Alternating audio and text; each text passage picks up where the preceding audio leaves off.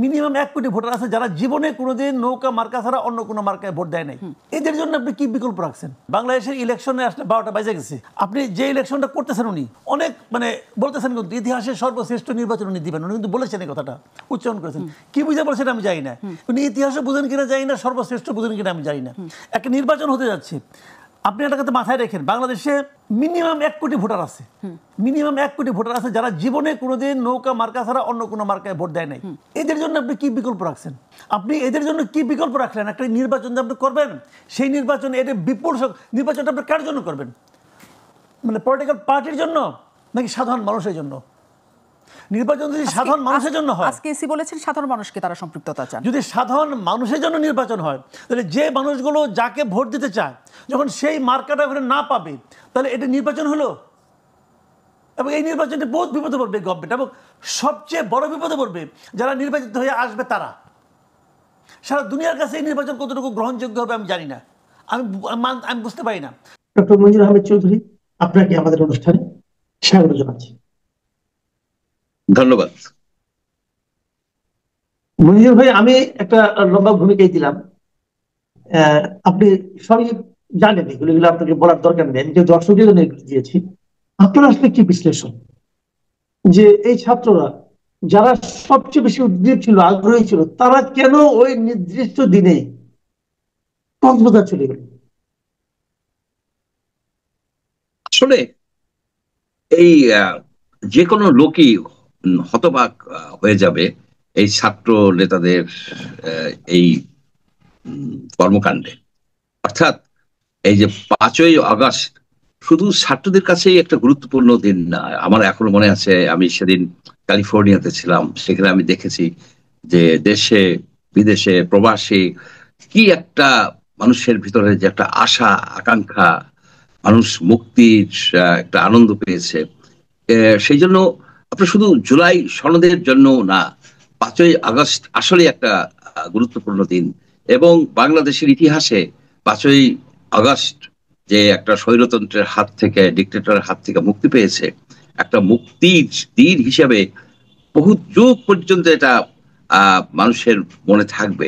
সেই দিনটার সবচেয়ে বড় স্টেক হোল্ডার ছিল এই আমাদের যে তরুণ ছাত্র নেতারা, যারা এই আন্দোলনের নেতৃত্ব দিয়েছেন এবং পরবর্তীতে তারা একটা পার্টি করেছেন, তারা করতেই পারেন। এবং তারা সবচেয়ে বেশি সোচ্চার ছিলেন জুলাই সনদ নিয়ে। সনদ মানে কি? সার্টিফিকেট। এই এই সার্টিফিকেটে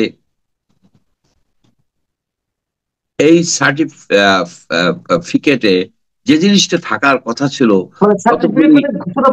প্রোক্লামেশন হচ্ছে ঘোষণাপত্র। যদিও এরা লেখছে কোনো, প্রথম আলোতে দেখলাম যে জুলাই ঘোষণাপত্র, কিন্তু সনদ আর ঘোষণাপত্রের মধ্যে কিন্তু অনেক পার্থক্য আছে। সনদ হচ্ছে যে আপনার যে ঢাকা ইউনিভার্সিটি থেকে যে সার্টিফিকেট পেয়েছেন, সেটা কিন্তু একটা সনদ। আপনার জীবিত অবস্থা কেন, মৃত পরেও কিন্তু ওই সনদ কার্যকরী থাকে, যে অর্থাৎ আপনি এমএ পাস করেছিলেন ঢাকা ইউনিভার্সিটি থেকে সাংবাদিকতা বিভাগ থেকে, যে এটা চিরন্তন, এটা চিরন্তন, এটাকে চেঞ্জ করা যায় না। আপনার সনদ চেঞ্জ করা যায় না, কেউ পারবে না চেঞ্জ করতে। সুতরাং ওই ধরনের একটা বিষয় কিন্তু তারা চেয়েছিল, এবং সেটা হলে ক্ষতি হতো না।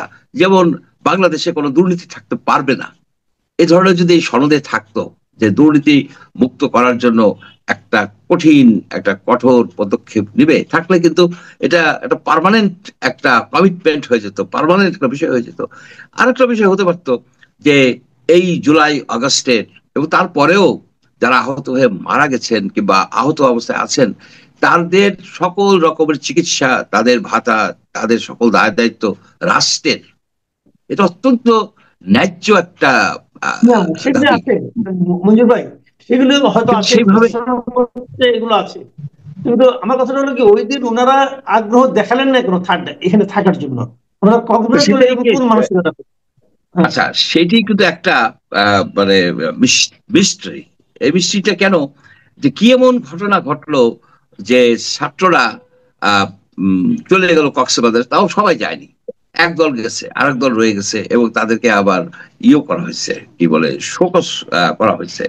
আমার কাছে যেটা মনে হয় যে তারা এমন একটা সংবাদ পেয়েছে, যে সংবাদে তারা খুব হতাশ হয়েছে, সে সংবাদ অনেক আমরা করতে পারি। যেমন তারা যে পিটার হাসের সাথে দেখা করতে গেছে, পিটার হাস আদৌ ওখানে ছিলেন কিনা এটা আমেরিকান এমবাসি এনশিওর করে নাই, কারণ সে একদম প্রাইভেট সিটিজেন। তাছাড়া সে একজন গুরুত্বপূর্ণ ব্যক্তি ছিলেন, তার হোয়ার অ্যাবাউটস তো হঠাৎ করে কাউকে বলবে না।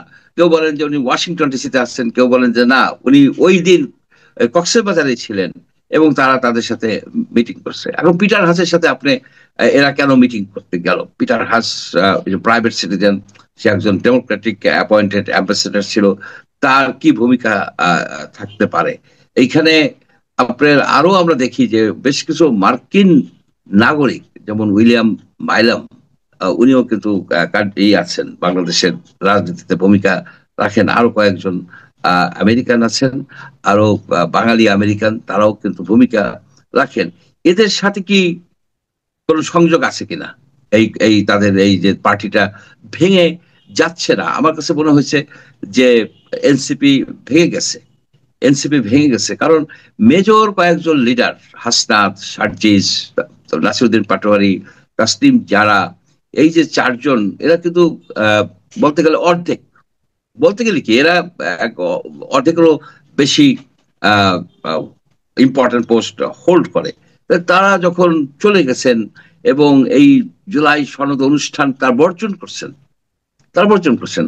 আবার আরেকটা বিষয়, ঠিক তার আগের দিন তাদের আরেকজন নেতা সামন্ত শারমিন, উনি ডক্টর ইউনূসকে খুবই মানে সরাসরি, তির্যক না, সরাসরি সমালোচনা করে বলেছেন যে উনি স্বার্থপর লোক। এক কথায় বলতে গেলে স্বার্থপর, উনি নিজের স্বার্থটাই দেখেছেন। কেন এই বিচ্ছিন্নতা, যাকে আমরা বলতাম কিংস পার্টি? আবার একটা এক্সপ্লেনেশন হচ্ছে যে তারা, এদের মনে হয় হয়তো একটা হতাশার সৃষ্টি হয়েছে যে এই ডক্টর ইউনূস বেশি দিন হয়তো ক্ষমতায় থাকতে পারবে না, সুতরাং আমরা আমাদের দিক দেখি, আমরা বিচার জন্য যাই, পিটার হাসকে রিকোয়েস্ট করি। এটা একটা হতে পারে। আর একটা বিষয় হতে পারে যে ডক্টর ইউনূস তার এই যে ইলেকশনের ডেট ঘোষণা করছেন এবং হয়তো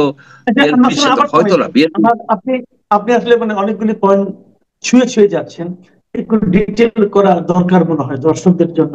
আমি একটু প্রশ্ন করতে চাই, এটা হলো আপনি বললেন যে হয়তো ভিসার জন্য জিজ্ঞেস, ভিসা তো যদি ওখানে আদৌ পিটার হাস ছিলেন না অথবা ছিলেন, এটা কিন্তু কনফার্ম না, এবং ছিলেন না এই দিকেই বেশি জানা যাচ্ছে যে উনি আসলে ছিলেন না। কিন্তু তারপরে ধরে নিলাম ওনারা ওখানে গিয়েছে অথবা কারোর সঙ্গে কথা বলেছে, সবই ধরে নিলাম। কিন্তু আপনি যে কথাটা বললেন যে হয়তো ভিসার জন্য চেষ্টা করছে, তার মানে আপনি কি বলতে যাচ্ছেন যে এই নেতারা, এই এনসিপির নেতারা দেশ থেকে কথা ভাবছে?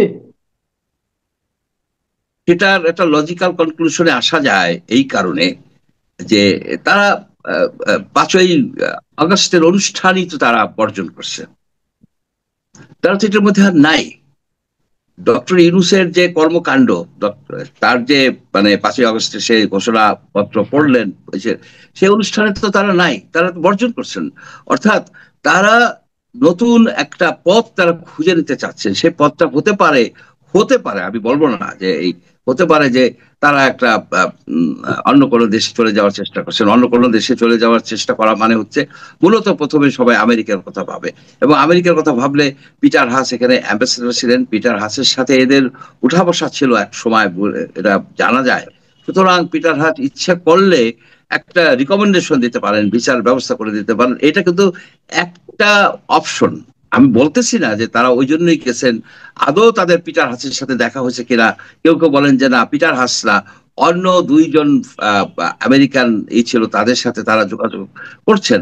এখন আমেরিকানরা কে বাংলাদেশের এই পলিটিক্সে ডাইরেক্টলি ইন্টারভেন করছেন কিংবা হাত দিচ্ছেন, আমরা সেটা জানি না। তবে আমরা এটা জানি যে এনসিপি ভেঙে গেছে হতাশা থেকেই ভেঙে গেছে, যে ইউনূস সাহেব হয়তো থাকতে পারবেন না, অথবা ইউনূস সাহেব, ডক্টর ইউনূস ভর করছেন বিএনপির উপরে, অর্থাৎ বিএনপি কে ক্ষমতায় বসিয়ে উনি সুন্দরভাবে দেশ ছেড়ে চলে যাবেন অথবা প্রেসিডেন্ট হবেন বা কিছু একটা হবেন। সেই ক্ষেত্রে এই যে তরুণ যুবকরা, এরা যে এই এতটা স্যাক্রিফাইস করলো, এতটা রিস্ক দিল, তারা তো একটা বিপজ্জনক অবস্থায় পড়ে গেছে। তাদের এই দেশে থাকা রিস্কি হয়ে যাবে, অত্যন্ত বিপজ্জনক, কারণ তারা অনেক পার্সোনাল শত্রু হয়ে গেছে, তাদের অনেক, তারা বহু রকমের মানে ভায়োলেন্ট আন্দোলন করতে হয়েছে তাদের। শেখ হাসিনাকে তো এই শান্তি নিকেতনে ভাবে আন্দোলন করে সরানো হয় নাই, তাকে ভায়োলেন্টলি তাকে সরানো হয়েছে। এবং এবং শেখ হাসিনার প্রতিশোধ নেওয়ার ক্ষমতা, ইচ্ছা, জিঘাংসা সম্বন্ধে এরা অবহিত। সুতরাং তারা হয়তো তাদের সেফটির জন্য তাদের স্ত্রী, যেমন সার্জিস তার স্ত্রী, তাসমিন যারা তার হাজবেন্ডকে নিয়ে গেছেন। সাধারণত এইসব ক্ষেত্রে দেখা যায় যে পরিবার নিয়েই অন্য দেশে যেতে চায়। আমার কাছে এটা একটা একটা সম্ভাব্য কারণ মনে হচ্ছে। আর একটা হতে পারে যে তারা ইউনূস সাহেব বর্তমানে বিএনপির উপরে ভরসা করছেন। আপনাকে আমি আরেকটু জিনিস যোগ করতে চাই। আপনি বললেন যে সামান্থা শারমিন উনি সরাসরি ইউনূস সাহেবের কিছু বিষয় নিয়ে সমালোচনা করেছেন, ঠিক আছে। তাহলে কি এই জিনিসটা কি এনসিপির আস্থা ইউনূস সাহেবের উপর নেই, নাকি উল্টো ভাবে দেখলে ইউনূস সাহেব এনসিপি কে ত্যাগ করেছেন, অন্য কোনো বন্দরে নোঙর করতে চাচ্ছেন? এটা দুইটাই ঘটনা হচ্ছে। ইউনূস সাহেবের বিভিন্ন জায়গায় নোঙর করার তো তার অভিজ্ঞতা আছে, এবং সেখানে সে লন্ডনে বসে তারেক রহমানের সাথে যে গোপন আলোচনা করছে, কি আলোচনা করছে সেটাও কিন্তু আমরা বর্তমানে জানি না। আমি এইটাও শুনছি যে এই যে জুলাই সনদের যে খসড়াটা উনি বিএনপিকে দেখাচ্ছেন, আর একটা জামাতকে দেখাচ্ছেন, আর একটা পলিটিক্যাল পার্টিকে উনি এটা শেয়ার করছেন, আর কারোর সাথে কিন্তু কোনো শেয়ার করেন নাই। মোদ্দা কথা হচ্ছে কি, ইউনূস সাহেব লেজে গবরে করে একটা একটা একটা সাকসেসফুল আন্দোলনকে, একটা সাকসেসফুল যে অভ্যুত্থানকে উনি ধ্বংস করে দিয়েছেন। আর এই যে আজকের তরুণরা যে বিভ্রান্ত হয়ে গেল, এই তরুণদের একটা ভবিষ্যৎ ছিল, এদের উপরে আমার অনেক আশা ছিল, আকাঙ্ক্ষা ছিল যে এরা একটা নতুন বাংলাদেশ গড়ে তুলতে পারবে এবং পারত। কিন্তু ইউনূস সাহেব তাদেরকে ধ্বংসের পথে নিয়ে গেছে, তাদেরকে মন্ত্রী বানাইছে, তাদেরকে বিভিন্ন মন্ত্রণালয়ে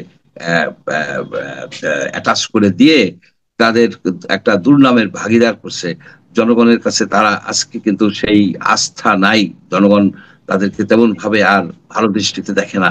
আমি দেখি যে তাদের একটা পটেনশিয়াল ছিল, এখনো হয়তো তারা সবকিছু ঝেড়ে পুছে তারা কিন্তু বেরিয়ে আসতে পারে এবং একটা নতুন বাংলাদেশের নেতৃত্ব দিতে পারে, যে বাংলাদেশে দুর্নীতি থাকবে না, যে বাংলাদেশে চাঁদাবাজি থাকবে না, যে বাংলাদেশে নমিনেশন বেচা কেনা হবে না, যে বাংলাদেশে চাটুকারিতে থাকবে না, যে বাংলাদেশে পরিবারতন্ত্র থাকবে না। এরা কিন্তু এসব কথা মাঝে মাঝে বলে, এরা যে বলে না, এরা পরিবারতন্ত্রের বিরুদ্ধে কথা বলে, কিন্তু এই জিনিসটাকে একটা যোগ্য নেতৃত্ব দেয়া, তাদেরকে এই শক্তিটাকে ব্যবহার করে বাংলাদেশকে আর এক পর্যায়ে নিয়ে যাওয়া, সেটা ইউনূস সাহেব ফেল করছে। এর জন্য দায়ী হচ্ছে কারা জানেন? দায়ী হচ্ছে কিন্তু এই তরুণরাই দায়ী।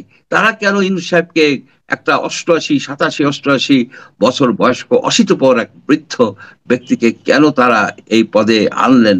এবং তার অতীত ইতিহাস তো ভালো না, উনি তো কোনো পোস্ট ছাড়েন না, উনি তো অতীতেও দেখা গেছে যে উনি কোনো পোস্ট ছাড়েন নাই, এবং উনি কারো কথা শুনেন না। উনি বলেন যে আপনারা সমালোচনা করেন, আপনি সমালোচনা করলে কি হবে? উনি তো সেই সমালোচনা উনি কানে নেন না।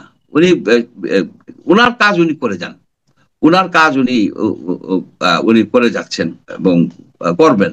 সেই জন্য মনে করি যে বাংলাদেশের এই জীবন থেকে, এই জাতির জীবন থেকে একটা বছর কিন্তু নষ্ট হয়ে গেছে, বৃথা গেছে। এই এই এটাকে পূরণ করা কঠিন হবে, এখনো সময় আছে। ইউনূস সাহেবের শুভবুদ্ধির উদয় হোক, উনার দল বল সহ উনি সেই প্যারিস হোক, ওয়াশিংটন হোক, যেখানেই হোক, বার্সেলোনা হোক, সুন্দরভাবে যে জীবন যাপন করুন, আমাদেরকে আমাদের ভাগ্য করতে দেন। আমরা একটা অভাগা জাতি, সেই জন্যই শেখ হাসিনার মতো একজন ব্যক্তিকে আমরা পেয়েছিলাম।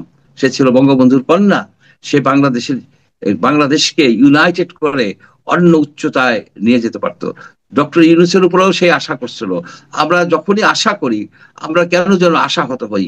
এটা কি আমাদের ভাগ্য? Is it our fate or it is our fault? জি, অনেক ধন্যবাদ ডক্টর মঞ্জুর আহমেদ চৌধুরী। আপনি আসলে অনেকগুলো কথা বললেন যেগুলো আমার মনে হয় আমার দর্শকদের কাছে নতুন ঠেকবে। কিন্তু প্রিয় দর্শক, আপনারাও বিষয়গুলো নিয়ে চিন্তা করুন যে মঞ্জুর আহমেদ চৌধুরী যে সম্ভাবনাগুলির কথা বললেন, এই সম্ভাবনাগুলি কিন্তু উড়িয়ে দেওয়া যায় না। আমরা পরবর্তী সময় এটা নিয়ে আবার কথা বলবো। সবাই ভালো থাকবেন। আল্লাহ হাফেজ।